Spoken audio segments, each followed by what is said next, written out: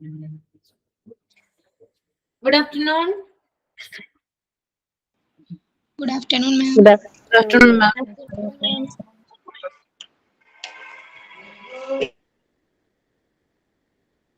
Okay.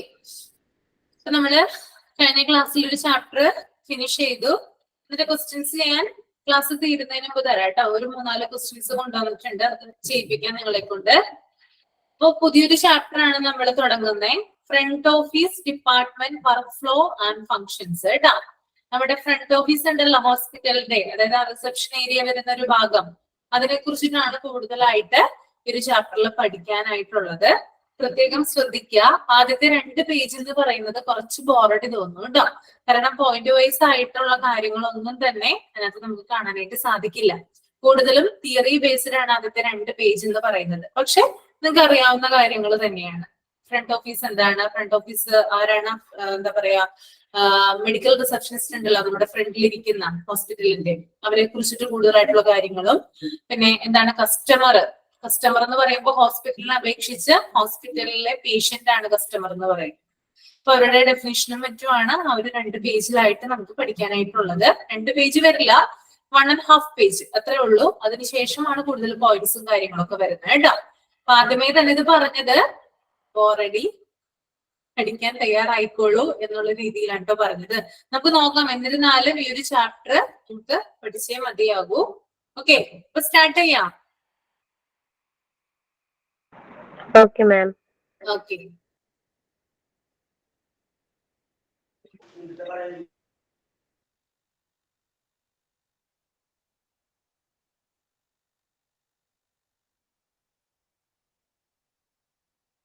Okay. Front office department workflow and functions. Okay, പേര് പോലെ തന്നെ front ഓഫീസിനെ കുറിച്ചിട്ടാണ് പറയുന്നത്, അതിന്റെ ഫങ്ഷൻസ് ആണ് പറയുന്നത്, അതിന്റെ വർക്ക് ഫ്ലോ എങ്ങനെയാണ് തുടങ്ങിയ കാര്യങ്ങൾ കേട്ടോ. അപ്പൊ ആദ്യം തന്നെ വർക്ക് ഫ്ലോ എന്ന് ഒരു എന്താ പറയുക ഒരു ഹെഡിങ് കൊടുത്തിട്ടുണ്ട്. അതിന്റെ താഴെ തന്നെ ഒരു കോട്ട് കൊടുത്തിട്ടുണ്ട്. Customers R Kings and Kings never unattended. Okay, customers എന്ന് പറയുന്നത് രാജാക്കന്മാരാണ്, പക്ഷെ രാജാക്കന്മാരെ അധികം ശ്രദ്ധിക്കപ്പെടാറില്ല. രാജാക്കന്മാരെ ശ്രദ്ധിക്കപ്പെടാതെ പോകുന്നുണ്ട്. അതാണ് ഒരു കോട്ടിങ്സിൽ പറയുന്നത് കേട്ടോ. ആ കോട്ടിങ്സ് നമുക്ക് പ്രത്യേകിച്ച് പഠിക്കാനൊന്നും വേണ്ട. ഒരു ചാപ്റ്ററിന്റെ ഭംഗിക്ക് വേണ്ടിയിട്ട് ജസ്റ്റ് ഒന്ന് അവിടെ കൊടുത്തെന്ന് മാത്രമേ ഉള്ളൂ കേട്ടോ. ഓക്കെ, ദെൻ അതിന്റെ താഴെയിട്ട് ഒരു പാരഗ്രാഫ് പറയുന്നുണ്ട്.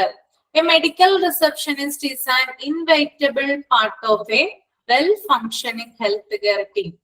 Doctors, nurses and other medical and administrative staff members depend upon the medical receptionist to create a friendly, welcoming and well-organized front office for patients and to facilitate the well functioning of the hospital.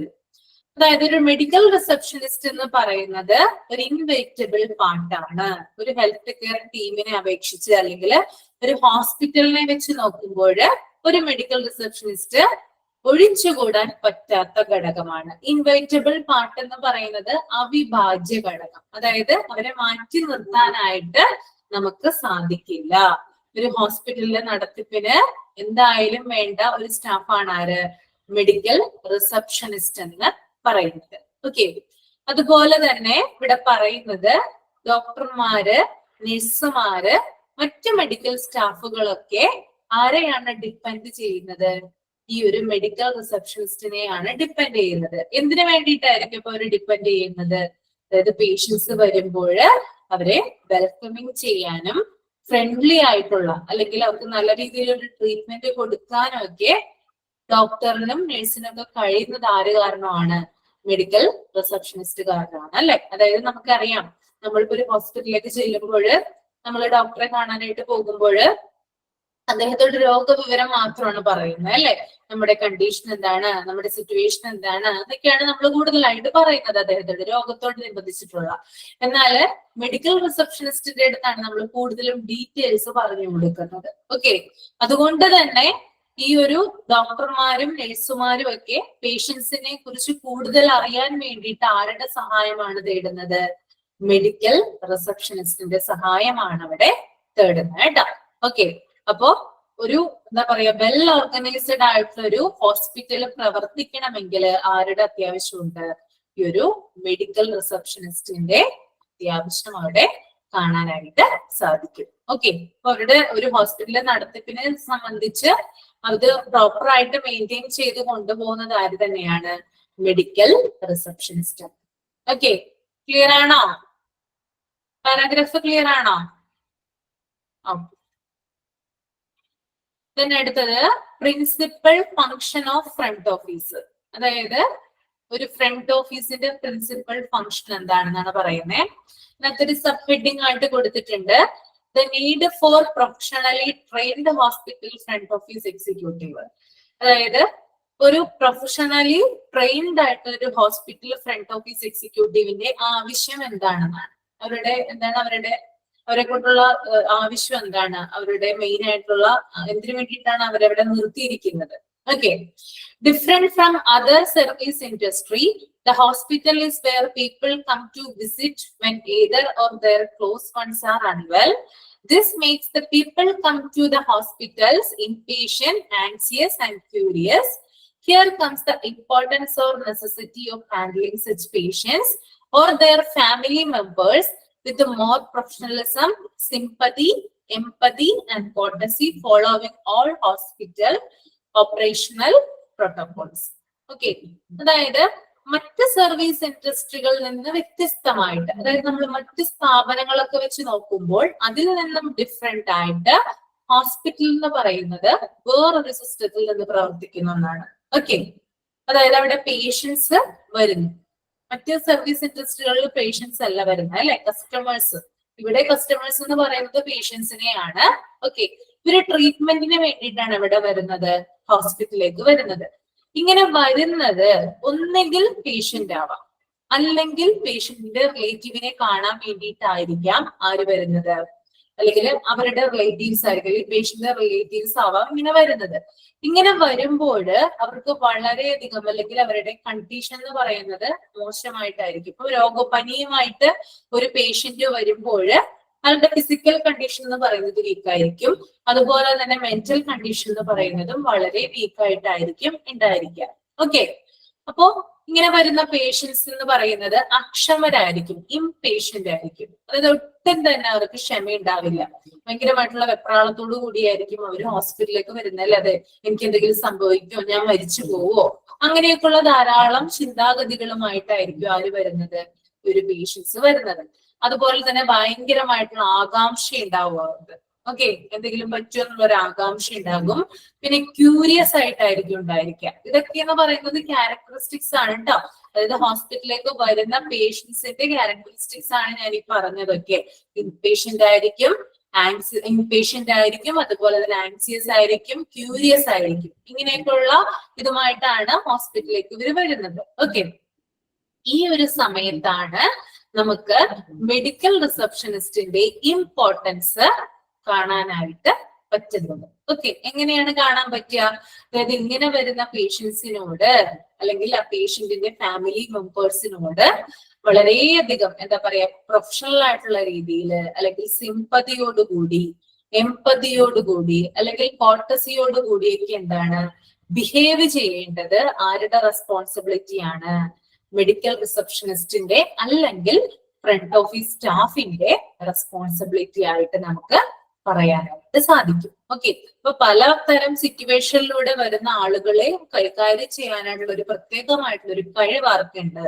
ഈ ഒരു medical റിസപ്ഷനിസ്റ്റിനുണ്ട്. Okay, അതായത് ഒരു patient ഭയങ്കരമായിട്ട് ദേഷ്യപ്പെട്ട് നമ്മുടെ അടുത്തേക്ക് വരികയാണെങ്കിൽ, അയാൾ ഭയങ്കരമായിട്ട് ദേഷ്യപ്പെടുന്നു എന്ന് വിചാരിക്കാം. മെഡിക്കൽ റിസപ്ഷനിസ്റ്റ് ആയിട്ടുള്ള ഒരു വ്യക്തി എന്താണ് ചെയ്യേണ്ടത്? അയാളോട് തിരിച്ചങ്ങനെ തന്നെ ദേഷ്യപ്പെടാൻ പറ്റുമോ? ഒന്ന് കമന്റ് ചെയ്തേ. നിങ്ങൾ എന്താ ചെയ്യേണ്ടത്? നിങ്ങൾക്കാണ് ഒരു പോസ്റ്റ് കിട്ടിയിട്ടുള്ളത്, നിങ്ങൾ എന്താ ചെയ്യാ? ഭയങ്കരമായിട്ട് ഒരാൾ ഭയങ്കരമായിട്ട് ദേഷ്യപ്പെട്ട് നിങ്ങളുടെ അടുത്ത് വരികയാണെന്ന് വിചാരിക്കാം, നിങ്ങൾ എന്ത് ചെയ്യും? തിരിച്ച് അതേ രീതിയിൽ ദേഷ്യപ്പെടോ? ഒരിക്കലും ഇല്ല, അല്ലെ? അപ്പൊ ഫസ്റ്റ് ക്വാളിറ്റി എന്താ? ഒന്ന് കമന്റ് ചെയ്തേ. ഒരാള് നമ്മളോട് ദേഷ്യപ്പെട്ട്, ഭയങ്കരമായിട്ട് ദേഷ്യപ്പെട്ട് നമ്മളുടെ അടുത്തേക്ക് വരികയാണ്, ഇങ്ങനെ ഓടിച്ചാടി വരികയാണ്. അപ്പൊ നമ്മൾ എന്താ ആദ്യം ചെയ്യാം? ലിസൺ, അല്ലെ? ലിസ്ണിംഗ് ആണ് എന്ത് ആദ്യം നമ്മൾ ചെയ്യേണ്ടത്, അല്ലെ? അയാൾക്ക് പറയാനുള്ളത് എന്താണെന്ന് വ്യക്തമായിട്ട് നമ്മൾ കേട്ടിരിക്കണം, അല്ലെ? ഒരാൾക്ക് ചിലപ്പോ ഞാൻ പറഞ്ഞു ആളുകൾ എന്ന് പറയുന്നത്, അതായത് പേഷ്യൻസ് എന്ന് പറയുന്നത് ഡിഫറെന്റ് ആണ്. ഓരോരുത്തർക്കും ഓരോരുത്തരുടേതായിട്ടുള്ള ഒരു മൈൻഡ് സെറ്റ് ഉണ്ടാകും. അപ്പൊ എങ്ങനെയാണ് അവർ ബിഹേവ് ചെയ്യാന്ന് നമുക്ക് വലിയ പിടുത്തുണ്ടാവില്ല.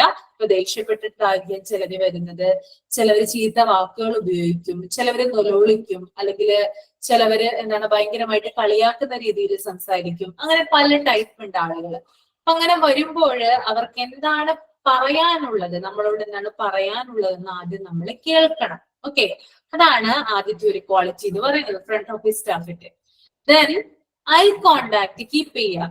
ഓക്കെ, അതാണ് രണ്ടാമത്തെ ഒരു ക്വാളിറ്റി എന്ന് പറയുന്നത്. ആളുകള് ചിലപ്പോൾ അവിടെ വരുന്ന പേഷ്യൻസ് നമ്മളോട് പലതും ഇങ്ങനെ പറഞ്ഞുകൊണ്ടിരിക്കുന്നുണ്ടാവും, നമ്മൾ കേട്ടുകൊണ്ടിരിക്കുന്നുണ്ടാവും, പക്ഷെ നമ്മൾ ചെവി കൊടുക്കുന്നുണ്ട്. പക്ഷെ ആള് പറയുന്നതാണോ നമ്മൾ ശ്രദ്ധിക്കുന്നതെന്ന് നമുക്ക് ചിലപ്പോൾ നിശ്ചയം ഉണ്ടാവില്ല. നമ്മൾ വേറെ ഏതെങ്കിലും ചിലപ്പോൾ എന്തെങ്കിലും ചിന്തകളൊക്കെ ആയിരിക്കും നമ്മുടെ മനസ്സിലുണ്ടാവുക. ആള് വെറുതെ പറഞ്ഞോട്ടെ, പറഞ്ഞു കഴിഞ്ഞാൽ ആള് പോകുമല്ലോ. പക്ഷെ അങ്ങനെയല്ല വേണ്ടത്. കൃത്യമായിട്ട് ഓപ്പോസിറ്റ് നിൽക്കുന്ന വ്യക്തിയുമായിട്ട് ഐ കോണ്ടാക്ട് കീപ്പ് ചെയ്തിട്ടാവണം നമ്മൾ എന്ത് ചെയ്യേണ്ടത്, സംസാരിക്കേണ്ടത്. ഓക്കെ, ദെൻ അയാൾക്ക് പറഞ്ഞ് കഴിയാനുള്ളത് മുഴുവൻ നമ്മൾ കേട്ടു. ഓക്കെ, അയാളെ മൊത്തമായിട്ട് നമ്മൾ ലിസൺ ചെയ്തു, ഐ കോണ്ടാക്ട് നമ്മൾ കീപ്പ് ചെയ്തു. ദെൻ അതിനുശേഷമാണ് നമ്മൾ എന്ത് ചെയ്യേണ്ടത്, റിപ്ലൈ കൊടുക്കേണ്ടത്. ഓക്കെ, റിപ്ലൈ കൊടുക്കേണ്ടത് മൂന്നാമത്തെ സ്റ്റേജിലാണ് കേട്ടോ. റിപ്ലൈ കൊടുക്കുമ്പോൾ ചിലപ്പോ നമുക്ക് അയാൾ പറയുന്ന ആ ഒരു പ്രോബ്ലത്തിന് നമുക്ക് കൃത്യമായിട്ട് സൊല്യൂഷൻ പറഞ്ഞു കൊടുക്കാനായിട്ട് പറ്റിയില്ലെങ്കിൽ അത് അയാളുടെ മുഖത്ത് നോക്കി നമ്മൾ പറയരുത്, എന്നെ കൊണ്ട് ഇത് പറ്റില്ല എന്നുള്ള രീതിയിൽ പറയാനായിട്ട് പാടുള്ളതല്ല. ജസ്റ്റ് അയാളുടെ ഷോൾഡറിൽ ഒന്ന് കൈ തട്ടിയിട്ട് പറയാ, എനിക്ക് ഇവിടെ ചെയ്യുന്നതിൽ ലിമിറ്റേഷൻസ് ഉണ്ട്, എന്നിരുന്നാലും നിങ്ങൾ പേടിക്കേണ്ട യാതൊരു ആവശ്യവുമില്ല. കാരണം എന്റെ മുകളിലുള്ള ഉദ്യോഗസ്ഥരുമായിട്ട് ഞാൻ ഈ കാര്യം ഒന്ന് ചർച്ച ചെയ്യട്ടെ, അല്ലെങ്കിൽ അവരെ ഞാനിത് ഇൻഫോം ചെയ്യട്ടെ, നിങ്ങൾക്കുള്ള പ്രോബ്ലത്തിനുള്ള സൊല്യൂഷൻ ഉടനെ തന്നെ കിട്ടുന്നതാണെന്ന് പറഞ്ഞ് അവരെ ആശ്വസിപ്പിക്കുക, അല്ലെങ്കിൽ അവരെ കാമാക്കുക, അല്ലെങ്കിൽ കൂളാക്കുക. ഓക്കെ, ഈ രീതിയാണ് എന്ത് ചെയ്യേണ്ടത്, ഒരാള് ഫ്രണ്ട് ഓഫീസിൽ വന്നു കഴിഞ്ഞാൽ നമ്മള് ഫോളോ ചെയ്യേണ്ടത് കേട്ടോ. അപ്പൊ ഈ ഒരു ചാപ്റ്ററിൽ കൂടുതലായിട്ട് നമ്മൾ ഇംപ്ലിമെന്റ് ചെയ്യേണ്ട കാര്യങ്ങളാണുള്ളത്. അതായത് ഹോസ്പിറ്റലിന്റെ പ്രാക്ടിക്കൽ, അതായത് നടപ്പിലാക്കേണ്ട ചില കാര്യങ്ങളുണ്ട്. ഞാൻ പറഞ്ഞു ബിഹേവിയറും വെച്ചൊക്കെയാണ് പഠിക്കുന്നത്. അപ്പൊ ഇതിലൂടെ എങ്ങനെയാണ് നമ്മൾ ഒരാളോട് പെരുമാറേണ്ടതെന്ന് ഈ ചാപ്റ്ററിലൂടെ നമുക്ക് മനസ്സിലാവുന്നതായിരിക്കും കേട്ടോ. ഓക്കെ, ആ ഒരു പാരാഗ്രാഫ് പിടികിട്ടിയോ? ക്ലിയർ ആണോ?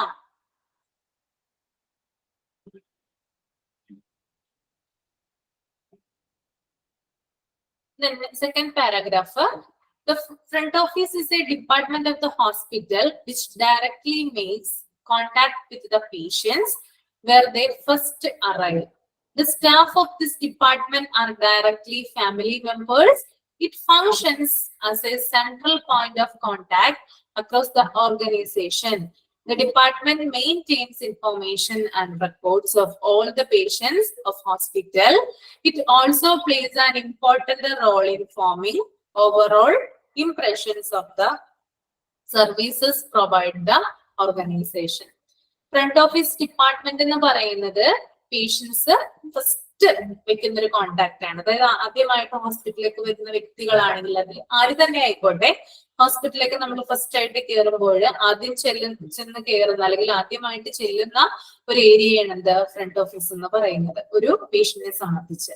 ഓക്കെ, അതുകൊണ്ട് തന്നെ ഈ ഡിപ്പാർട്ട്മെന്റിലെ ആളുകൾ, അതായത് ഫ്രണ്ട് ഓഫീസിൽ നിൽക്കുന്ന സ്റ്റാഫുകൾ എന്ന് പറയുന്നത് ഫാമിലി മെമ്പേഴ്സിനെ പോലെയാണ് ആളുകളെ അല്ലെങ്കിൽ പേഷ്യൻസിനെ എന്ത് ചെയ്യുക, കൺസിഡർ ചെയ്യുക.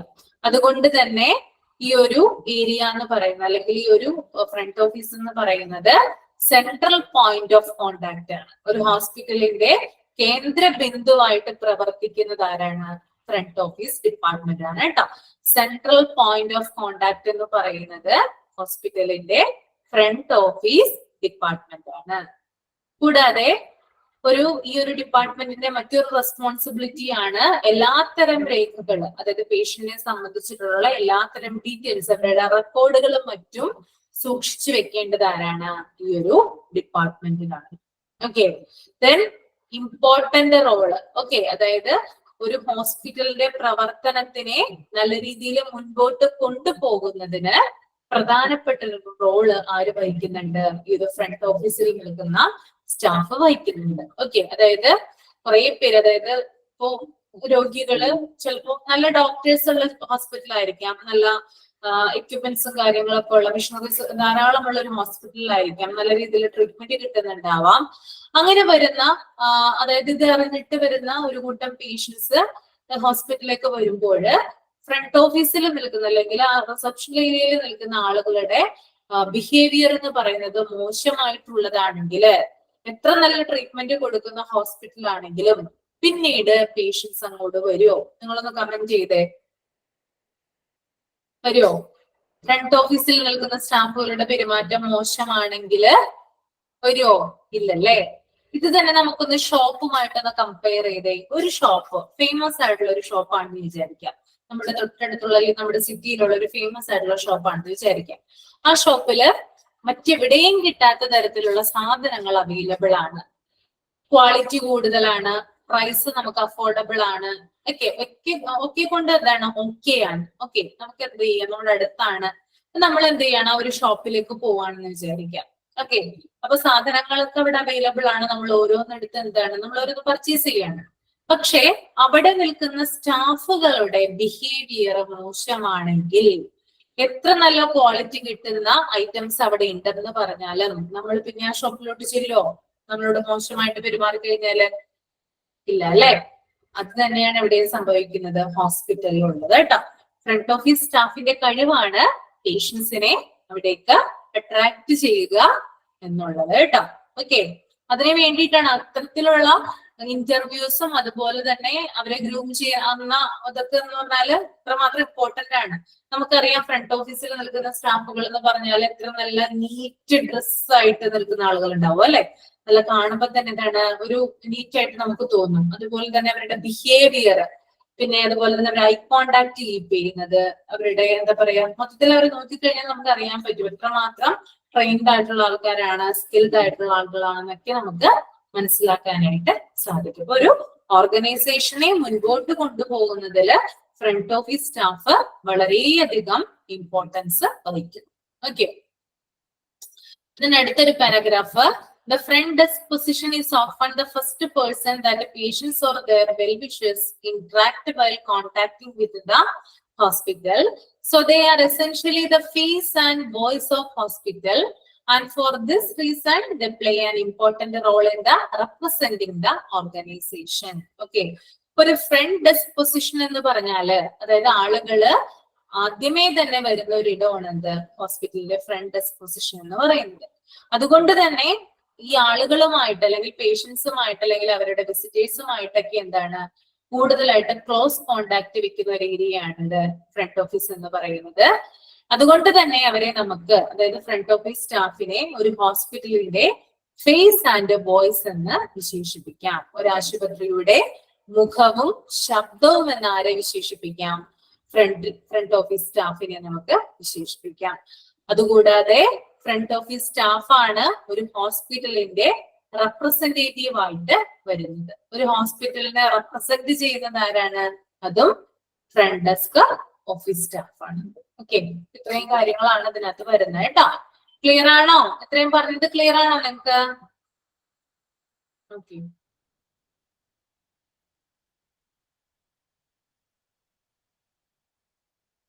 ഇതിനടുത്തത് what does the term customer mean? എന്താണ് കസ്റ്റമർ എന്നതുകൊണ്ട് ഉദ്ദേശിക്കുന്നത്? ആരാണ് കസ്റ്റമർ? ഇവിടെ ഒരു ഡെഫിനേഷൻ കൊടുത്തിട്ടുണ്ട് അല്ലെ. ഇപ്പൊ നമ്മളൊക്കെ എന്ത് തന്നെയാണ്, നമ്മൾ സാധനം എന്തെങ്കിലും സാധനങ്ങൾ നമ്മൾ കടയിൽ നിന്ന് വാങ്ങുമ്പോൾ നമ്മൾ ഇവിടെ കസ്റ്റമർ ആണ് അല്ലെ. സാധനങ്ങൾ വാങ്ങുമ്പോൾ മാത്രമല്ല നമ്മൾ കസ്റ്റമർ ആവുന്നത്, നമ്മള് സർവീസ് റിസീവ് ചെയ്യുമ്പോൾ നമ്മൾ ആര് തന്നെയാണ്? കസ്റ്റമർ തന്നെയാണ്. ഓക്കെ, ഇവിടെ ഒരു ഡെഫിനേഷൻ കൊടുത്തിട്ടുണ്ട്. A customer is referred to as individuals or households that purchase goods and services generated within the economy. അതായത് ഒരു എക്കോണമിയിൽ നിന്ന് അല്ലെങ്കിൽ ഒരു സമ്പദ് വ്യവസ്ഥയിൽ നിന്ന് ഗുഡ്സ് ആൻഡ് സർവീസസ്, സാധനങ്ങളോ സേവനങ്ങളോ പർച്ചേസ് ചെയ്യുന്ന വ്യക്തിയോ അല്ലെങ്കിൽ ഹൗസ് ഹോൾഡ്സ്, അവരെയാണ് എന്ത് പറയുന്നത്? ഈ ഒരു കസ്റ്റമർ എന്നതുകൊണ്ട് ഉദ്ദേശിക്കുന്നത്. ഇപ്പൊ നമ്മുടെ എക്കോണമി എന്ന് പറയുന്നത് ഇന്ത്യൻ എക്കോണമിയാണ് അല്ലെ. ഇന്ത്യൻ എക്കോണമിയിൽ നിന്നാണ് നമ്മൾ കൂടുതലായിട്ട് എന്ത് ചെയ്യുന്നത്, സാധനങ്ങളും സേവനങ്ങളും പർച്ചേസ് ചെയ്യുന്നത് അല്ലെ. ഓക്കെ, അപ്പോ ഒരു എക്കോണമിയിൽ നിന്ന് സാധനങ്ങളും ഗുഡ്സ് ആൻഡ് സർവീസസ് പർച്ചേസ് ചെയ്യുന്ന, വാങ്ങുന്ന ഒരു വ്യക്തിയെയോ അല്ലെങ്കിൽ ഒരു കുടുംബത്തിനെയോ ആണ് എന്ത് പറയുന്നത്, കസ്റ്റമർ എന്നതുകൊണ്ട് ഇതിൽ ഡിഫൈൻ ചെയ്തിരിക്കുന്നത് കേട്ടോ. A customer is referred to as individuals or households that purchases goods and services generated within the economy. നമ്മളൊരു ഷോപ്പിൽ നിന്നാണ് ഒരു സാധനം വാങ്ങിക്കുന്നതെങ്കിൽ അതവിടെ ഗുഡ്സ് ആണ് അല്ലെ, അതായത് ആ സാധനം എന്ന് പറയുന്നത് ഗുഡ്സ് ആണ്. ഓക്കെ, ഇനി നമ്മളൊരു ഹോസ്പിറ്റലിൽ നിന്നാണ് നമ്മളൊരു സാധനം വാങ്ങിക്കാന്ന് നമ്മൾ പറയില്ല അല്ലെ, അവിടെ നമ്മൾ സർവീസ് എന്ത് ചെയ്യാണ്, റിസീവ് ചെയ്യാണ്. ഇപ്പൊ ഡോക്ടറുടെ കൺസൾട്ടേഷൻ എന്നൊക്കെ പറയുന്നത്, അവരുടെ ട്രീറ്റ്മെന്റ് എന്നൊക്കെ പറയുന്നത് സർവീസിന്റെ ഭാഗമായിട്ടാണ് വരുന്നത്. ഓക്കെ, ഞാൻ പറഞ്ഞു ആദ്യം മുതൽ പറയുന്നുണ്ട്, ഹോസ്പിറ്റലിലെ പേഷ്യൻസ് ആണ് അവിടെ കസ്റ്റമർ ആയിട്ട് വരുന്നത്. ഓക്കെ, രണ്ടാമത്തെ പോയിന്റ് നോക്കിയാൽ നിങ്ങള്, the word is historically derived from custom meaning habit. A customer is someone who frequently consults a particular shop and makes it a habit to purchase goods from there, and with whom the shopkeeper had to maintain a relationship to keep his or her custom, which means expected purchases in the future. അതായത് ഈ ഒരു custom എന്ന് പറയുന്നത്, അതായത് the word customer, ആ ഒരു customer എന്ന് പറയുന്ന വേർഡ് ഡിറൈവ് ചെയ്ത് വന്നിരിക്കുന്ന വേർഡ് എന്ന് പറയുന്നത് കസ്റ്റം എന്ന് പറയുന്ന ആ ഒരു വേർഡിൽ നിന്നാണ് കേട്ടോ. കസ്റ്റമർ ഏത് വേർഡിൽ നിന്നാണ് ഡിറൈവ് ചെയ്ത് വന്നിരിക്കുന്നത് വെച്ചാല് കസ്റ്റം.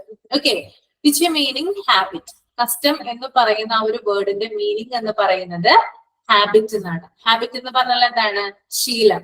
അതായത് ഒരു കാര്യം നമ്മൾ പതിവായിട്ട് ചെയ്യുമ്പോൾ അത് എന്തായി മാറും, ഹാബിറ്റ് ആയിട്ട് മാറും അല്ലെ. ഓക്കെ, ഇപ്പൊ നമ്മൾ പതിവായിട്ട് വായിക്കുകയാണെങ്കിലോ, പതിവായിട്ട് ചായ കുടിക്കുകയാണെങ്കിലോ, അല്ലെങ്കിൽ പതിവായിട്ട് TV കാണുവാണെങ്കിലോ, ഇതൊക്കെ ഡെയിലി റൂട്ടീന്റെ ഭാഗമായിട്ട് നമ്മൾ ചെയ്യുന്നതാണെങ്കിൽ അത് നമ്മുടെ ഹാബിറ്റ് ആണെന്ന് പറയാം. ഇപ്പോ കസ്റ്റം എന്ന് പറയുന്ന ആ ഒരു വേർഡിന്റെ മീനിങ് എന്ന് പറയുന്നത് ഹാബിറ്റ് എന്നാണ്. ഓക്കെ, ഇനി ഒരു കസ്റ്റമർ എന്ന് പറയുമ്പോൾ ആ ഒരു കസ്റ്റമർ ഡെയിലി ഒരു ഷോപ്പിൽ പോവുകയാണെന്ന് വിചാരിക്കാം. ഇവിടെ ഒരു എക്സ്പ്ലനേഷൻ ആണ് കൊടുത്തിരിക്കുന്നത്. ഒരു ഷോപ്പിൽ, ഒരു പർട്ടിക്കുലർ ഷോപ്പിൽ ഡെയിലി അയാൾ പോവുകയാണെങ്കിൽ അവിടുത്തെ ഷോപ്പ് കീപ്പർ ഇയാളുമായിട്ട് ഒരു എന്താ പറയാ ക്ലോസ് ആയിട്ടുള്ള ഒരു കോണ്ടാക്ട് വെക്കും. ഓക്കെ, ഇപ്പൊ നിങ്ങളൊക്കെ ഡെയിലി കടയിൽ പോകുന്ന ഷോപ്പിൽ പോകുന്ന ആളുകൾ ഉണ്ടാകാം. നിങ്ങൾക്ക് പരിചിതമായിട്ടുള്ള കടയിലായിരിക്കും നിങ്ങൾ ദിവസേന പോകുന്നത്. അതെന്ന് തുടങ്ങിയതായിരിക്കില്ല, കുറെ നാളുകളായിട്ട് നിങ്ങൾ ഫോളോ ചെയ്യുന്ന ഒരു ഹാബിറ്റ് ആണ് ആ കടയിൽ പോകുക എന്നുള്ളത്. ഓക്കെ, അപ്പൊ അവിടുത്തെ ആ ഷോപ്പിന്റെ ഉടമ നിങ്ങളുമായിട്ട് എന്ത് ചെയ്യും, ക്ലോസ് ആയിട്ടുള്ളൊരു റിലേഷനിലായിരിക്കും ഉണ്ടായിരിക്കുക. അതായത് ക്ലോസ് ആയിട്ടുള്ള ഒരു റിലേഷൻ അവിടെ വെക്കും. എന്തിനു വേണ്ടിയിട്ടാണ് ഈ ക്ലോസ് റിലേഷൻ വെക്കുന്നത് ഒന്ന് കമന്റ് ചെയ്തേ. എന്തിനു വേണ്ടിയിട്ടാണ്? നമ്മളോട് ചുമ്മാ സംസാരിക്കാൻ വേണ്ടിയിട്ടാണോ ക്ലോസ് റിലേഷൻ വെക്കുന്നവര്? കമന്റ് ചെയ്തേ വേഗം. എന്തിനു വേണ്ടിയിട്ടാണ് ഷോപ്പ് കീപ്പർ സെല്ല് അല്ലെ, വിൽപ്പനയ്ക്ക് വേണ്ടിയിട്ട്, ഓക്കെ, വീണ്ടും വരാൻ വേണ്ടിയിട്ട് കേട്ടോ. അതായത് ആ ഷോപ്പ് കീപ്പറിനെ സംബന്ധിച്ചിടത്തോളം ഫ്യൂച്ചർ പർച്ചേസിന് വേണ്ടിയിട്ട് കസ്റ്റമറിനെ അട്രാക്ട് ചെയ്യുന്നതാണ് എന്ത്, ഈ ഒരു റിലേഷൻ കീപ്പ് ചെയ്യാന്നുള്ളത് കേട്ടോ. ഓക്കെ, അതായത് നമ്മളിപ്പോ രണ്ട് കടകൾ എടുക്കാം, രണ്ട് ഡിഫറെന്റ് ആയിട്ടുള്ള ഷോപ്പ് എടുക്കാം. രണ്ട് ഷോപ്പിലും തുല്യമായിട്ടുള്ള, അതായത് ക്വാളിറ്റി കൂടിയ പ്രൊഡക്റ്റ് തന്നെയാണുള്ളത്, അഫോർഡബിൾ ആയിട്ടുള്ള പ്രൈസും ആണ് ഉള്ളത് എന്ന് വിചാരിക്കാം. അതിനകത്ത് ആദ്യത്തെ ഷോപ്പിലെ ഉടമ നമ്മളോട്, അതായത് നമ്മളിപ്പോ ഒരു ഷോപ്പിൽ പോകുമ്പോൾ ആദ്യത്തെ ഷോപ്പിലെ ഉടമ നമ്മളോട് ഭയങ്കരമായിട്ട് മിങ്കിൾ ചെയ്ത് ഇന്ററാക്ട് ചെയ്തിട്ടാണ് സംസാരിക്കുക. നമ്മുടെ ഡീറ്റെയിൽസ് ചോദിക്കുന്നു, നമ്മുടെ ഫാമിലിയിലെ കാര്യങ്ങൾ ചോദിക്കുന്നു, നമ്മളുമായിട്ട് ഡെയിലി ഒരു ഫ്രണ്ട്ഷിപ്പ് എന്ത് ചെയ്യുന്നുണ്ട്, അവര് മെയിൻറ്റെയിൻ ചെയ്യുന്നുണ്ട് എന്ന് വിചാരിക്കാം. ഇനി രണ്ടാമത്തെ ഷോപ്പ് എടുക്കാം. ആ രണ്ടാമത്തെ ഷോപ്പിലെ ആ ഒരു കടയുടമ എന്ന് പറയുന്നത് സൈലന്റ് ആയിട്ടുള്ള ഒരാളാണ്. നമ്മൾ എന്ന് ചെല്ലുന്നുണ്ട്, പക്ഷെ അധികം മിണ്ടുന്നൊന്നുമില്ല. നമ്മൾക്ക് ഏറ്റവും കൂടുതൽ അട്രാക്ഷൻ തോന്നുന്നത് ഏത് ഷോപ്പിനോടായിരിക്കും? ആദ്യത്തെ ഷോപ്പിനോടായിരിക്കോ രണ്ടാമത്തെ ഷോപ്പിനോടായിരിക്കോ? ഒന്ന് കമന്റ് ചെയ്തേ. ഫസ്റ്റ് ഷോപ്പ് അല്ലേ? കാരണം എന്താ, അവിടെ നമ്മളെ കൂടുതൽ കാര്യങ്ങൾ നമ്മളോട് ചോദിച്ചറിഞ്ഞ് നമ്മളുമായിട്ടുള്ള റിലേഷൻ കീപ്പ് ചെയ്താണ് അവിടെ പോകുന്നത് അല്ലെ. അപ്പൊ നമ്മൾക്കും തോന്നും നമ്മുടെ കാര്യങ്ങളൊക്കെ അയാൾ ചോദിക്കുന്നുണ്ടല്ലോ, നമ്മളെ ഭയങ്കര കാര്യമാണ് എന്നൊക്കെ നമുക്ക് തോന്നും അല്ലെ. പക്ഷെ എന്തിനു വേണ്ടിയിട്ട് ആ ട്രിക്ക് അവർ ഉപയോഗിക്കുന്നേ? അതായത് നമ്മള് ഫ്യൂച്ചറില്, ഭാവിയില് ആ കടയിൽ തന്നെ ചെല്ലാൻ വേണ്ടിയിട്ടാണ് ആ ഒരു കാര്യം അവര് ഉപയോഗിക്കുന്നുണ്ട്, അല്ലെങ്കിൽ ആ ഒരു റിലേഷൻ നമ്മളോട് കൂടുതലായിട്ട് മെയിൻറ്റെയിൻ ചെയ്ത് പോകുന്നത് ഫ്യൂച്ചർ പർച്ചേസിന് വേണ്ടിയിട്ടാണ്. ഓക്കെ, അതായത് ഇപ്പോ ഹോസ്പിറ്റലിനെ സംബന്ധിച്ച് ഹോസ്പിറ്റലിന്റെ ഫ്രണ്ടിൽ ഇരിക്കുന്ന ആളുകളുടെ ബിഹേവിയർ ആണ് എന്ത് ചെയ്യുന്നത്, വീണ്ടും വീണ്ടും പേഷ്യൻസ് വരാനായിട്ട് അവരെ അട്രാക്ട് ചെയ്യുന്നത്. ഓക്കെ, സെക്കൻഡ് എന്ന് നോക്കിയാൽ നിങ്ങള് customer needs may be defined as the goods or services A customer needs to achieve specific goals. Different needs are of varying importance to the customer. ഇവിടെ കസ്റ്റമർ നീഡ്സ് എന്ന് പറഞ്ഞാല് നമുക്ക് define ചെയ്യാം എങ്ങനെ, അതായത് സ്പെസിഫിക് ആയിട്ടുള്ള ഒരു ഗോൾസ് അച്ചീവ് ചെയ്യണമെങ്കിൽ അതിന് വേണ്ടിയിട്ടുള്ള സാധനങ്ങളോ സേവനങ്ങളോ ആണ് എന്ത് പറയുന്നത്, കസ്റ്റമർ നീഡ്സ് എന്നതുകൊണ്ട് ഇവിടെ ഉദ്ദേശിക്കുന്നത് കേട്ടോ. അതായത് ഒരു ലക്ഷ്യം ഒരാൾക്ക് ഉണ്ടെങ്കിൽ അത് നിറവേറ്റാനുള്ള സാധനങ്ങളെയോ സേവനങ്ങളെയോ ആണ് എന്ത് പറയുന്നത്, കസ്റ്റമർ നീഡ്സ് എന്ന് പറയുന്നത്. ഞാൻ ഒരു എക്സാമ്പിൾ പറയാം കേട്ടോ, അപ്പൊ നിങ്ങൾക്ക് പെട്ടെന്ന് മനസ്സിലാവും.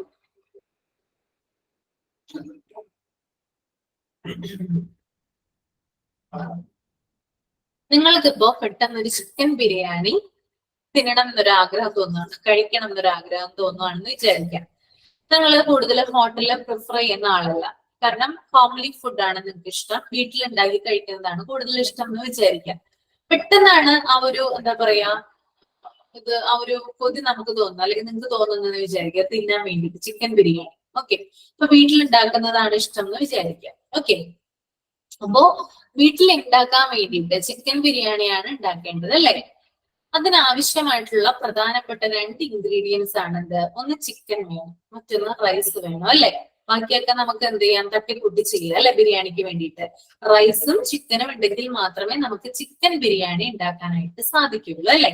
അപ്പൊ നിങ്ങളുടെ ലക്ഷ്യം എന്ന് പറയുന്നത് ചിക്കൻ ബിരിയാണി തിന്നുക എന്നുള്ളതാണ്. ഓക്കെ, അപ്പൊ അതിനു വേണ്ടിയിട്ട് നിങ്ങൾ എടുക്കുന്ന സാധനങ്ങളോ സേവനങ്ങളോ ആണെന്ത് പറയുന്നത്, സ്പെസിഫിക് അല്ലെങ്കിൽ കസ്റ്റമർ നീഡ്സ് എന്ന് പറയുന്നത്. ഇവിടെ ചിക്കൻ ബിരിയാണി കഴിക്കാനുള്ള നിങ്ങളുടെ ലക്ഷ്യം നിറവേറ്റുന്നത് എന്തിലൂടെയാണ്, ചിക്കനിലൂടെയും റൈസിലൂടെയാണ്.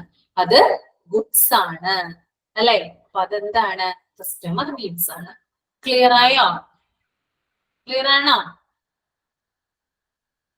അല്ലെങ്കിൽ വേറൊരു എക്സാമ്പിൾ പറയുകയാണെങ്കിൽ, നിങ്ങൾക്ക് ഇപ്പൊ ഒരു സ്റ്റോറി എഴുതണം എന്ന് വിചാരിക്കുക, ഒരു കഥ എഴുതാൻ തോന്നാണ്, മഴയൊക്കെ പെയ്തുകൊണ്ടിരിക്കുകയാണെന്ന് വിചാരിക്കുക, പെട്ടെന്ന് നിങ്ങൾക്ക് ഒരു കഥ എഴുതണം എന്ന് തോന്നാണ്. ഓക്കെ, അപ്പോ കഥ എഴുതാനായിട്ട് പേനയും പേപ്പറും വേണം അല്ലെ. അതെന്താണ്, അത് കസ്റ്റമർ നീഡ്സ് ആണ് കേട്ടോ. കസ്റ്റമർ നീഡ്സ് എന്ന് പറയുന്നത് ഉപഭോക്തൃ ആവശ്യങ്ങളാണ് കേട്ടോ. ഒരു നിർദ്ദിഷ്ട ലക്ഷ്യം കൈവരിക്കുന്നതിന് വേണ്ടിയിട്ട് നമ്മൾ വാങ്ങുന്ന സാധനങ്ങളോ സേവനങ്ങളോ ആണ് എന്ത് പറയുന്നത്, കസ്റ്റമർ നീഡ്സ് എന്നതുകൊണ്ട് ഉദ്ദേശിക്കുന്നത്.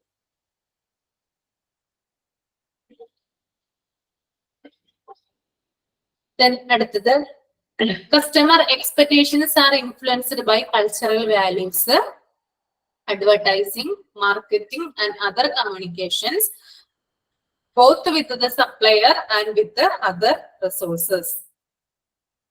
കസ്റ്റമർ എക്സ്പെക്ടേഷൻ, നമ്മളിപ്പോ കസ്റ്റമർ നീഡ്സ് പറഞ്ഞു അല്ലെ, കസ്റ്റമറിന്റെ കുറെ കാര്യങ്ങൾ നമ്മൾ ഡിഫൈൻ ചെയ്തല്ലേ. അപ്പൊ അതിൽ വരുന്ന പ്രധാനപ്പെട്ട ഒന്നാണ് എന്ത്, കസ്റ്റമർ എക്സ്പെക്ടേഷൻ എന്ന് പറയുന്നത്. അതായത് കസ്റ്റമറിന്റെ പ്രതീക്ഷകള്.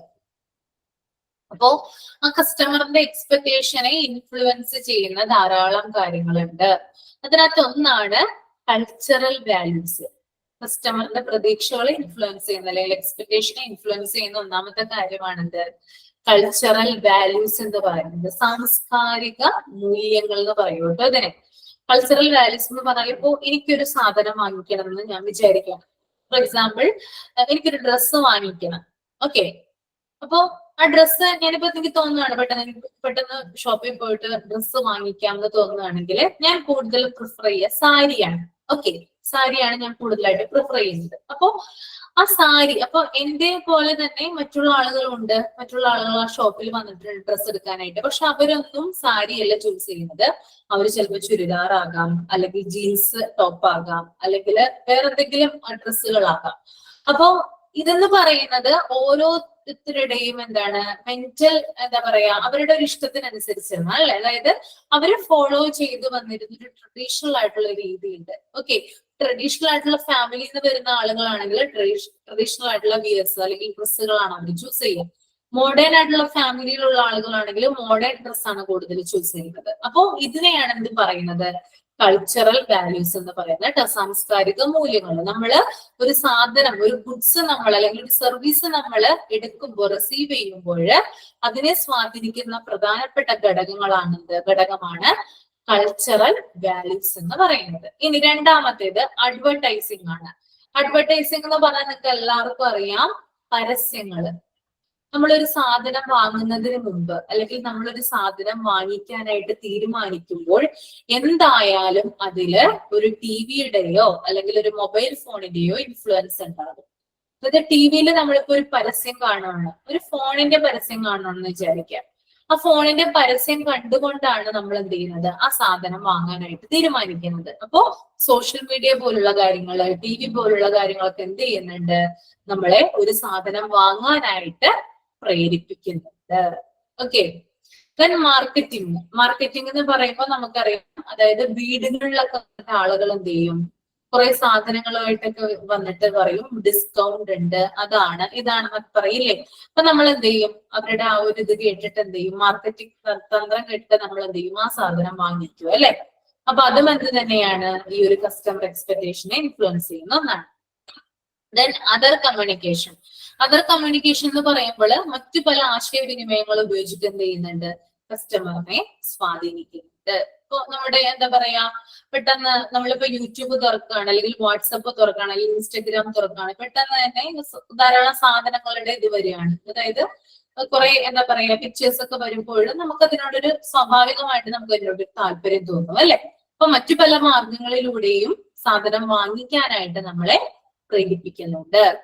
Then both with the supplier and with other resources. അതുപോലെ തന്നെ സെല്ലറുമായിട്ടുള്ള ഒരു കോണ്ടാക്ട്, അതായത് കടയുടമയുമായിട്ടുള്ള ഒരു കോണ്ടാക്ട് മൂലവും നമ്മൾ സാധനങ്ങൾ മേടിക്കുന്നുണ്ട്. ഇപ്പൊ ഞാൻ പറഞ്ഞു, സ്ഥിരമായിട്ട് നമ്മൾ പോകുന്ന കടയായിരിക്കും. പുതിയൊരു പ്രൊഡക്റ്റ് അവിടെ വന്നെന്ന് വിചാരിക്കാം. അങ്ങനെ വരുമ്പോൾ നമ്മൾ സ്ഥിരമായിട്ട് അവിടെ പോകുന്ന ആളാണ് അല്ലെ.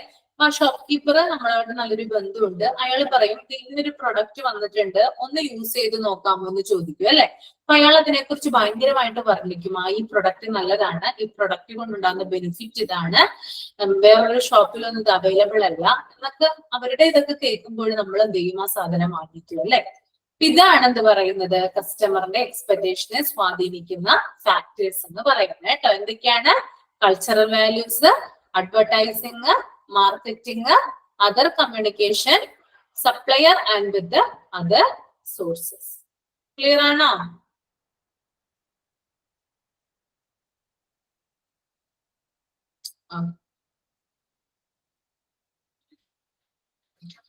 The next one, customer service. Customer service, also known client service, is the provision of service to customers before, during, and after purchase.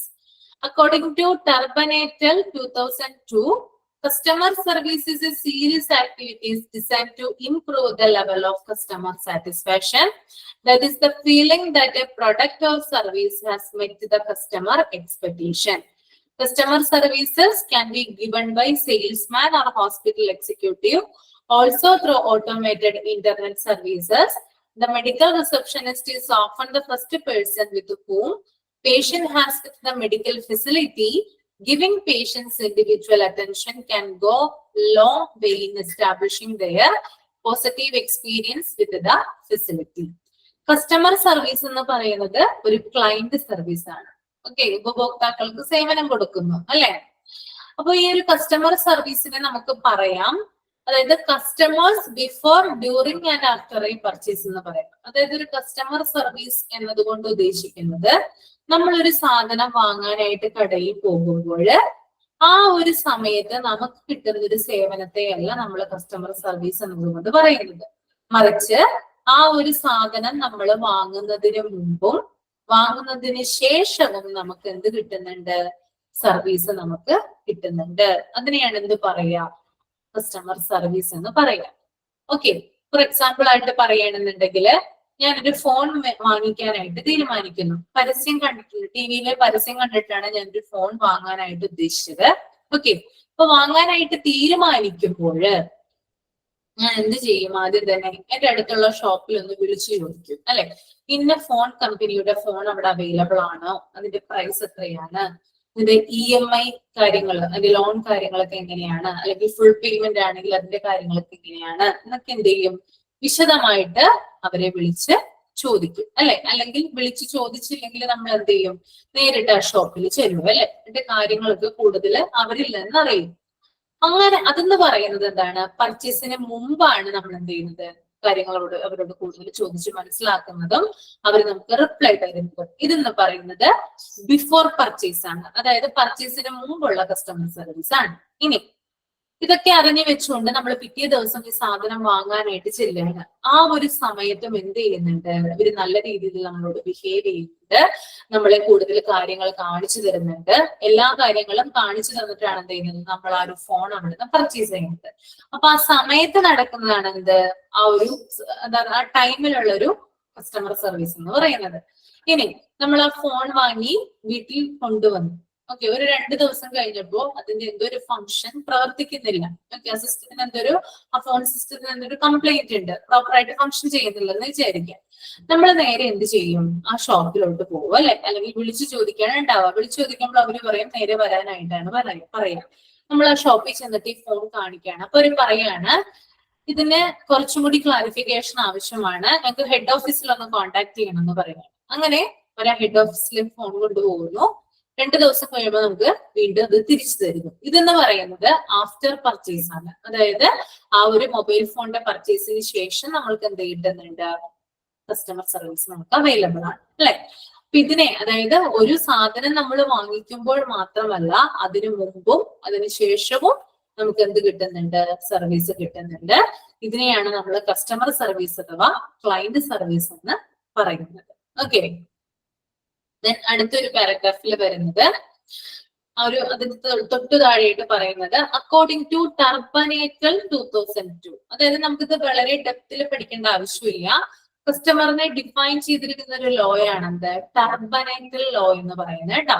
2002 ഇല്ല പ്രശ്നമില്ല, ജസ്റ്റ് വായിച്ച് മനസ്സിലാക്കിയാൽ മതി കേട്ടോ. സ്വാതി, ഓക്കെ. അക്കോർഡിംഗ് ടു ടർബനേറ്റൽ ലോ എന്ന് പറയുമ്പോൾ 2002 ഈ ഒരു ലോ നിർമ്മിക്കപ്പെട്ടിട്ടുള്ളത്. അതിനകത്ത് കൂടുതലും കസ്റ്റമേഴ്സിനെ കുറിച്ചിട്ടാണ് പറയുന്നത്. ആ ഒരു ലോ പ്രകാരം കസ്റ്റമർ സർവീസ് എന്ന് പറയുന്നത്, കസ്റ്റമർ സർവീസിനെ ആ ഒരു ലോയില് എങ്ങനെയാണ് ഡിഫൈൻ ചെയ്തിരിക്കുന്നത്? Customer service is a series of activities decide to improve the level of customer satisfaction. കസ്റ്റമറിന്റെ സംതൃപ്തി ഇംപ്രൂവ് ചെയ്യാനായിട്ട് ഉള്ള ഒരു എന്താ പറയാ ആക്ടിവിറ്റീസിന്റെ ഒരു സീരീസിനെയാണ് എന്ത് പറയുന്നത്? കസ്റ്റമർ സർവീസ് എന്ന് പറയുന്നത്. ഓക്കെ, അതായത് അതെ, ടർബനേറ്റിൽ ഒറ്റ വേർഡാണ് കേട്ടോ. അത് എന്താ പറയാ ഡിഫറെന്റ് ആയിട്ട് അതിന് എന്തോ കറക്ഷൻ വന്നിരിക്കുന്നതാണ്. ടർബനേറ്റൽ കേട്ടോ, ഇങ്ങനെയാണ് പറയാ. ETAL നീക്കി നീക്കിയാണ് കൊടുത്തിരിക്കുന്നത്, അത് ശ്രദ്ധിക്കേണ്ട. ടർബനേറ്റൽ 2002 അതാണ് കറക്റ്റ് കേട്ടോ. ഓക്കെ, അപ്പൊ ഇവിടെ പറയുന്നത് ഞാൻ എക്സാമ്പിൾ ആയിട്ട് പറയാം, അതാണ് നമുക്ക് കൂടുതൽ എളുപ്പമാകുന്നത്. ഞാൻ പറഞ്ഞു ഒരു ഫോൺ തന്നെ എക്സാമ്പിൾ ആയിട്ട് പറയാം. അതായത് ഈ ഒരു ഫോൺ വാങ്ങിച്ചു, ഞാനൊരു ഫോൺ വാങ്ങിച്ചെന്ന് വിചാരിക്കാം.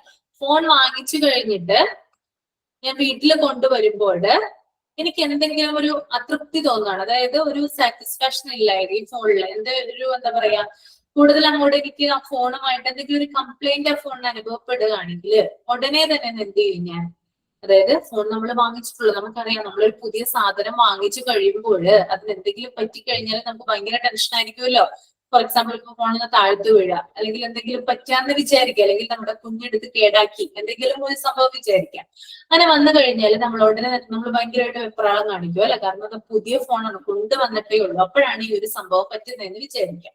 നമ്മൾ ഉടനെ തന്നെ ആ ഷോപ്പിൽ വിളിച്ചിട്ട് ഒന്ന് ക്ലാരിഫൈ ചെയ്യും, എന്താ അതിന് ചെയ്യേണ്ടത്, എന്താണ് ചെയ്യേണ്ടതെന്നൊക്കെ നമ്മൾ ചോദിക്കും അല്ലെ.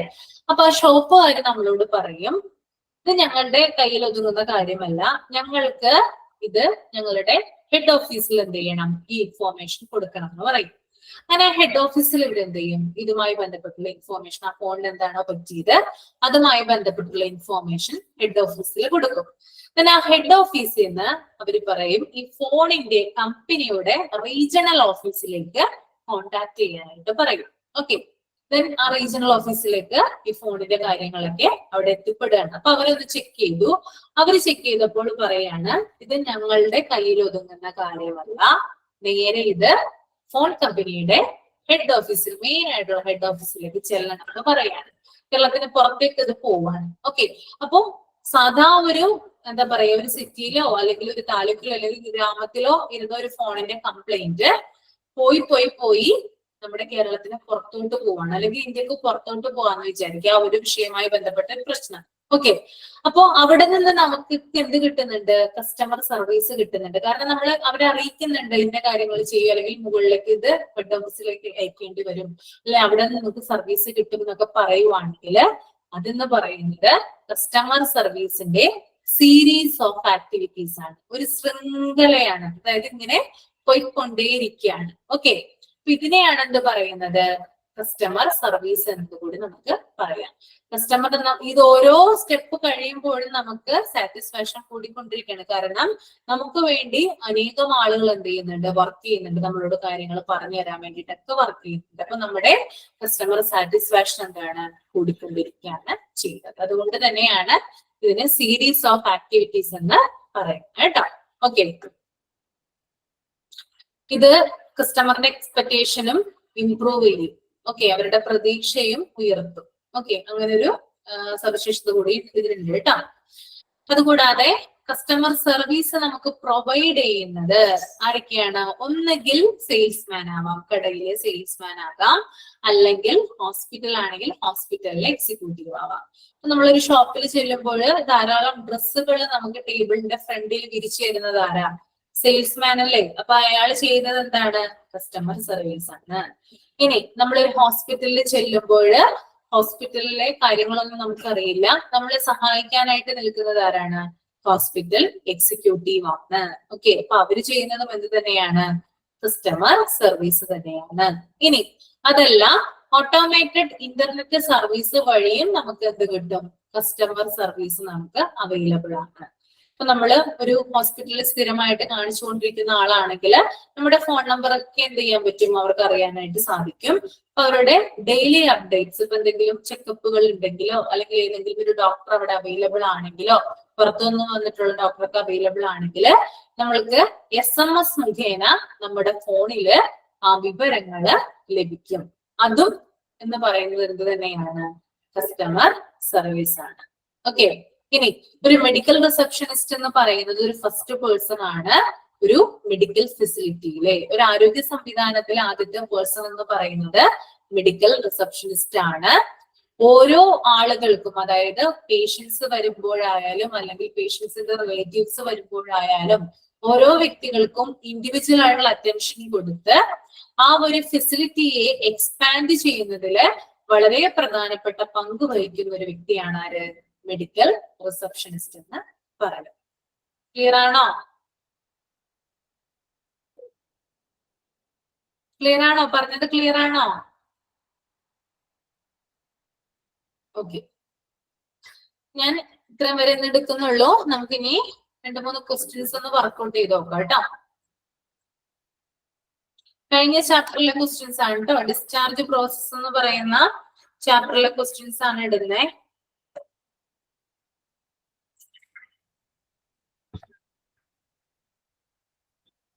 ആദ്യത്തെ ക്വസ്റ്റ്യൻ എഴുതിക്കോളൂ കേട്ടോ. Abscond is also known as. Abscond is also known as.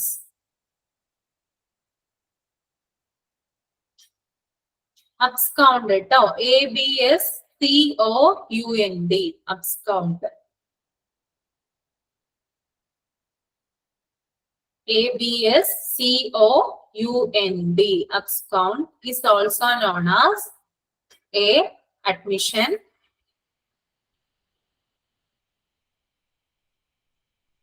B. Removal,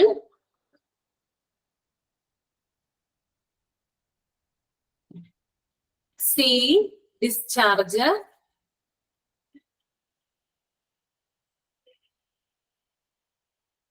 D. None of the above. None of the above. എന്താണ് വരിക? കമന്റ് ചെയ്യൂ കേട്ടോ. ഡിസ്ചാർജ് ആണ് വരിക.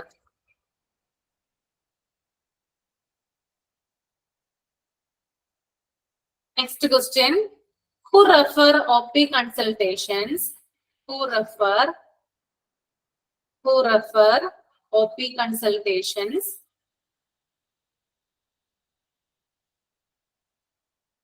to the patients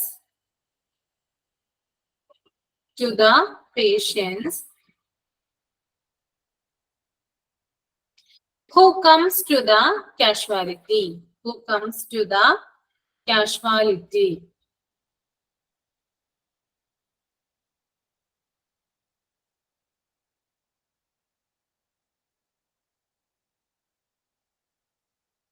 Option A, CMO. Option A, CMO. Option B, RN. Option C, physician. Option D, all of the above. ആരാണ് answer? ആരാണ് O P കൺസൾട്ടേഷനിലേക്ക് പേഷ്യന്റിനെ refer ചെയ്യുന്നത്? കാഷ്വാലിറ്റിയിൽ വരുന്ന പേഷ്യൻസ് ആണെങ്കിൽ ആരാണ് റെഫർ ചെയ്യുന്നത്? CMO ഉണ്ട്, RN ഉണ്ട്, ഫിസിഷ്യൻ ഉണ്ട്, ഓൾ ഓഫ് ദി എബോവ് ഉണ്ട്. ആരാണ് റെഫർ ചെയ്യുന്നത്? CMO ആണ് കേട്ടോ. Okay.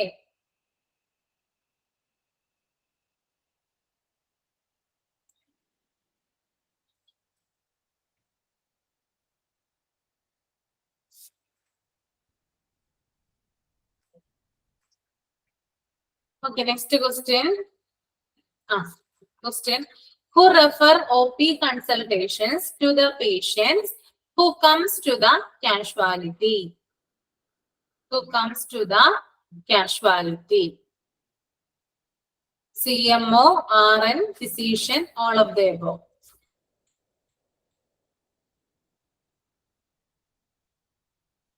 Next question. Discharge is also known as. Discharge is also known as.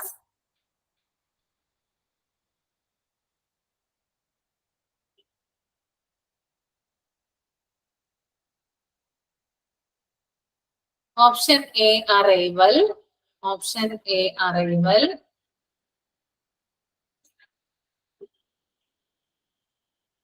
Option B, departure. Option B, departure.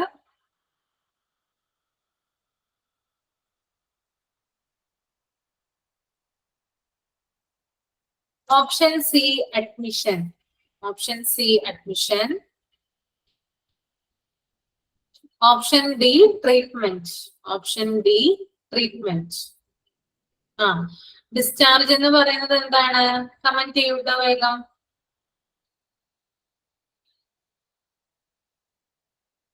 Discharge എന്ന് പറയുന്നത് ഡിപ്പാർച്ചർ ആണ് അല്ലെ, പുറപ്പെടലാണ്. അതായത് ആശുപത്രിയിൽ നിന്ന് വീട്ടിലേക്ക് പുറപ്പെടുന്നതാണ് എന്ത്? Discharge.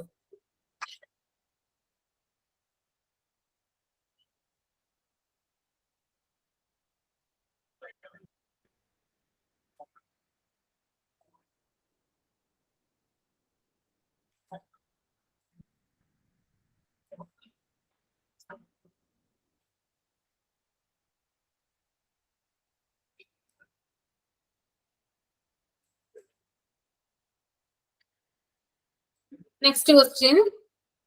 Which of the following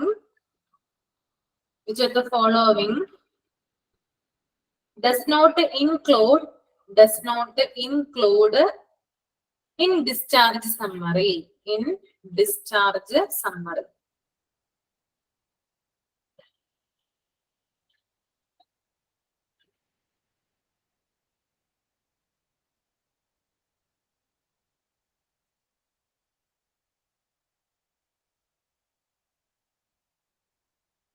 Option A, laboratory results. Option A, laboratory result. Option B, follow-up advice. Option B, follow-up advice. Option C, significant findings. Option C, significant findings. Option D, none of the above. Option D, none of the above. ഏതാണ് answer വരിക? none of the above ആണ് അല്ലേ? ഇതൊന്നുമല്ല. Okay, discharge സമ്മറിയില് എല്ലാ കാര്യങ്ങളും, അതായത് laboratory result ഉണ്ട്, follow up advice ഉണ്ട്, സിഗ്നിഫിക്കന്റ് ഫൈൻഡിങ്സ് ഉണ്ട്. ഇതൊന്നും അല്ല ആൻസർ ആയിട്ട് വരുന്നത് അല്ലേ? നൺ ഓഫ് ദി എബോവ് കേട്ടോ. Option D, none of the above. Okay, ഇത്രയുമുള്ള ക്വസ്റ്റ്യൻസ്. എന്തെങ്കിലും ഡൗട്ട് ഉണ്ടെങ്കിൽ ചോദിക്കാവുന്നതാണ്. ഞാൻ മൈക്ക് ഓൺ ചെയ്യാം കേട്ടോ.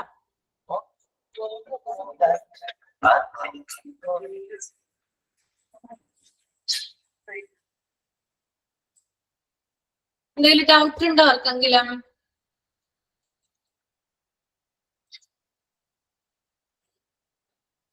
ഫസ്റ്റ് ക്വസ്റ്റ്യൻ ഒന്നും കൂടി പറയാം. അബ്സ്കൗണ്ട് ഈസ് ഓൾസോ നോൺ ആസ്. അബ്സ്കൗണ്ട് എന്ന് പറഞ്ഞാൽ എന്താണ്?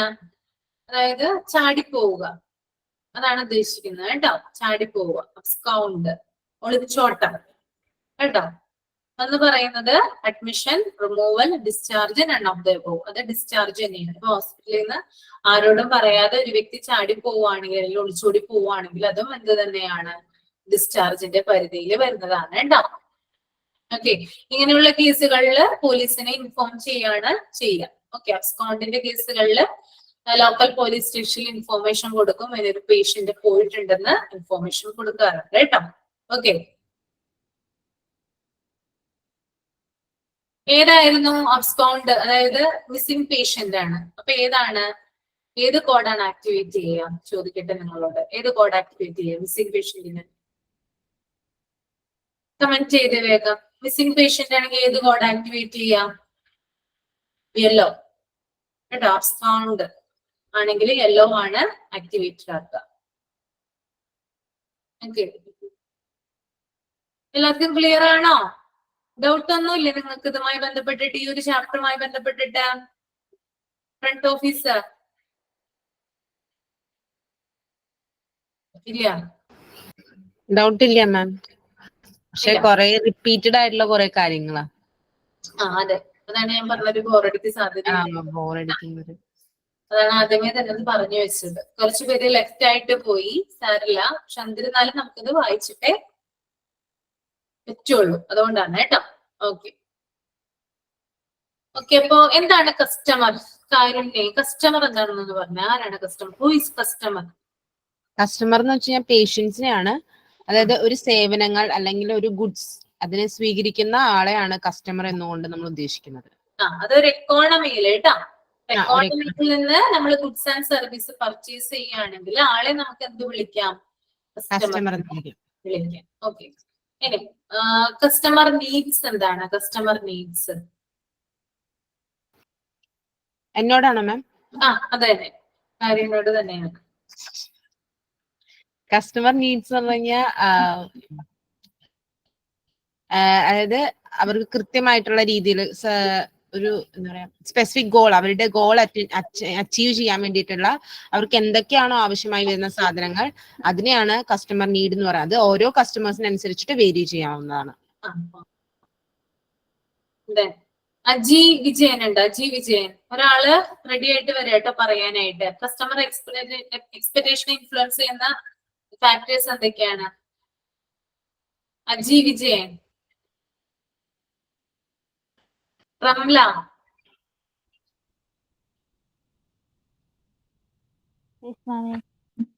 അജി വിജയ് ഒന്ന് പറഞ്ഞേ, എന്തൊക്കെയാണ് കസ്റ്റമറുടെ എക്സ്പെക്ടേഷൻ ഇൻഫ്ലുവൻസ് ചെയ്യുന്ന factors? Cultural values, advertising, marketing, other communication, പിന്നെ സപ്ലയറിന്റെ both with the supplier and with the other sources. Okay. നമ്മള് ഈ ഒരു ചാപ്റ്റർ ഏകദേശം ഒരു എന്താ പറയാ ലെങ്ത് ഉള്ള ഒരു ചാപ്റ്റർ തന്നെയാണ്. നമ്മൾ ഇമ്പോർട്ടന്റ് ആയിട്ടുള്ള CRM സോഫ്റ്റ്വെയറിനെ കുറിച്ചിട്ടൊക്കെ പഠിക്കും നെക്സ്റ്റ് ക്ലാസ്സിൽ. ഹോസ്പിറ്റലിൽ യൂസ് ചെയ്യുന്ന ഒരു സോഫ്റ്റ്വെയർ ആണ് CRM എന്ന് പറയുന്ന സോഫ്റ്റ്വെയർ. അത് കൂടാതെ അതിന്റെ അഡ്വാൻറ്റേജ്, പിന്നെ ഫ്രണ്ട് ഓഫീസിന്റെ വൈറ്റൽ ഫങ്ഷൻസ്, അങ്ങനെയുള്ള കാര്യങ്ങളൊക്കെയാണ് ഇനി വരിക കേട്ടോ. ഇനി നമുക്ക് പോയിന്റ് വൈസ് ആണ് കൂടുതലായിട്ടും ഈ ചാപ്റ്ററിൽ പഠിക്കാനായിട്ടുള്ളത്. ഞാൻ ആദ്യമേ തന്നെ പറഞ്ഞു, ആദ്യത്തെ 1.5 പേജ് അല്ലെങ്കിൽ 1.5 പേജ് എന്ന് പറയുന്നത് കുറച്ച് ബോറിംഗ് ആണ്. ഓക്കെ, ക്ലിയർ ആയെന്ന് വിചാരിക്കുന്നു. എല്ലാവരും എന്ത് ചെയ്യാം, നന്നായിട്ട് വായിക്കാം കേട്ടോ. Okay okay ma'am. Okay, thank you. Thank you ma'am. Thank you. Thank you, ma'am.